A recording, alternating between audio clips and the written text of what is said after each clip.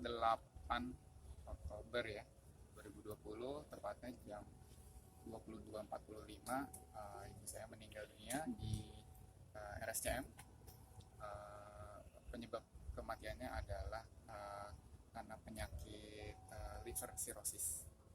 Memang sudah lama, itu memang penyakit yang sudah lama. Beliau juga sempat kena stroke 2 kali juga gitu.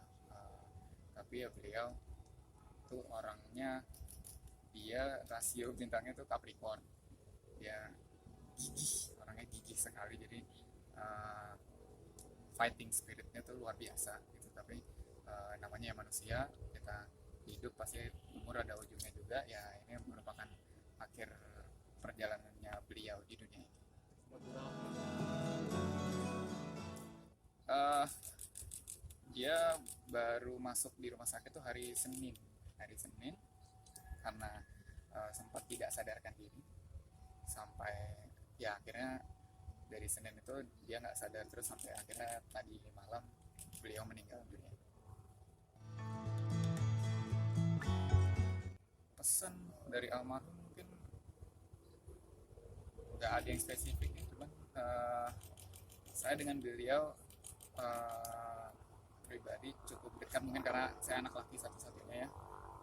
Dan biasanya laki dekatnya sama ibu, yang perempuan dekat sama bapak gitu. Saya dekat sekali sama beliau, dia sering reguler nginep di rumah saya atau sebaliknya juga itu. Ya apa, merasa kehilangan pastinya iya, tapi sejujurnya saya lebih ke lega sih, maksudnya apa, karena beliau memang mengidap penyakitnya itu udah cukup lama. Jadi uh, ya alhamdulillah sekarang maksudnya beliau udah nggak sakit lagi, dia udah bisa tenang di alam sana insya Allah gitu. Enggak, kebetulan saya tinggalnya apa di Bogor, jadi hanya mendapat kabar dari bapak karena beliau sudah meninggal dunia. Tapi ya habis itu ya saya langsung langsung jalan ke Jakarta. Beliau orang yang itu seperti saya bilang tadi, gigih, teguh pendirian, agak keras kadang maksudnya, uh, tapi lebih banyak positifnya kerasnya gitu. Itu yang paling saya pelajari dari beliau. Orangnya juga nggak nggak pelit ilmu, sukanya berbagi ilmu. Ada jiwa pendidiknya. Dia dulu punya sekolah musik, namanya Indonesian Youth Orchestra. Saya, kakak dan adik saya tuh belajar musik dari situ. Kalau nggak karena ibu saya punya sekolah musik, mungkin saya nggak akan berkarir di musik. Jadi ya berkat beliau, bakat musik saya jadi bisa terasa gitu, dan bisa menjadi menghidupi keluarga saya sendiri dan insya Allah keluarga besar juga.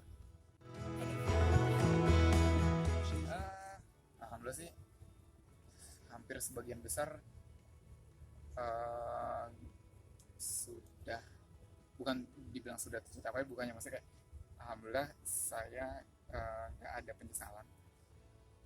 Kecuali mungkin sebenarnya ada satu keinginan almarhumah yang dia kepengen banget, itu dia pengen umroh sebenarnya. Kalau misalnya cucu-cucunya udah cukup besar, dia pengen kita umroh satu keluarga besar gitu. Tapi ya tuh apa, Allah berkata beda. Tapi ya mungkin siapa tahu insya Allah paling nggak kita keluarganya masih bisa tetap melaksanakan itu nanti di kedepannya untuk mengatasnamakan dan membawa nama beliau untuk umroh bersama.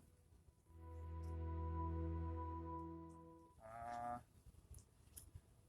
untuk menjadi orang yang sederhana aja, dan selalu bersyukur itu. Dia ada satu ajaran beliau yang saya camkan sampai sekarang. Dia bilang kalau misalnya kamu punya uang cukup sampai cukup untuk makan sampai 3 hari ke depan, berarti kamu orang kaya gitu. Itu ajaran beliau yang saya camkan sampai sekarang. Jadi insya Allah saya nggak akan pernah mengeluh atau merasa kekurangan, karena ya beliau mengajarkan kita untuk harus selalu bersyukur gitu. Dimana kita bahkan masih bisa berpikir makan apa ya gitu, itu berarti kita nggak boleh mengeluh. Kita masih jauh lebih beruntung daripada orang-orang banyak.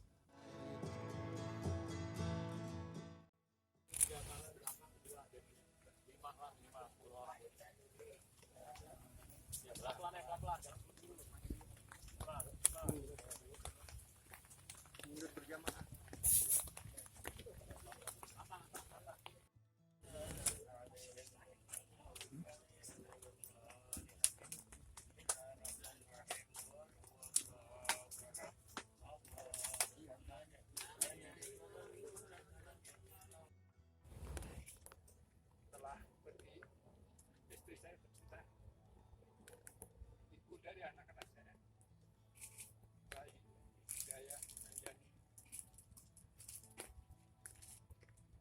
dalam kesunyiannya, dalam situasi yang tidak kondusif dalam pandemi COVID, sehingga semuanya berjalan dengan serba terbatas.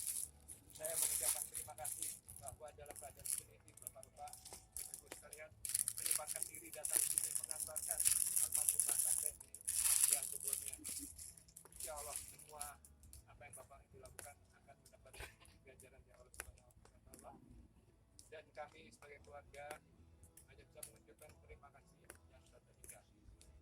Seandainya dalam perjalanan hidup almarhumah banyak kesalahan, khilafan, menyakiti hati, saya sebagai suami, saya bertanggung jawab, saya minta maaf sebesar-besarnya. Dan apabila ada kaitan